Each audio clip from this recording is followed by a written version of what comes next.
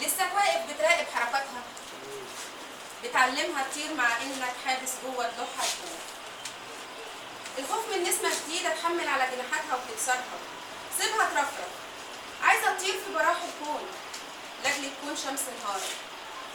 ضي نجوم الليل بنعتمة ايامك لكن بتخاف، فبتنزل تتدارى ما بين اوراق افكارك، ونهارك مخنوق بخيوط الشمس النعسيه، والليل الفايت لسه فارد دراعات الضلمه على الجدران. قوم هد جدار الصمت اللي ما بينها وبينك، كسر اسلاك الخوف الشايكه السادة طريق خطويها، وعدي خلي العمر يهدي في محطه افراحك.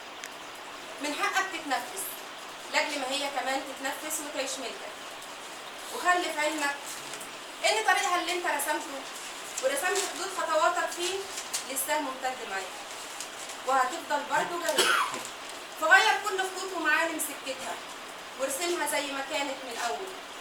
يمكن يتحول يوم الريح ويكون نسمة سيف تاخد جناحاتها وتعلى لفوق وتفوق من غيبوبة حلمك. شكرا للشاعرة والقاصة الأستاذة نادية محمد، وسعداء بحضورك.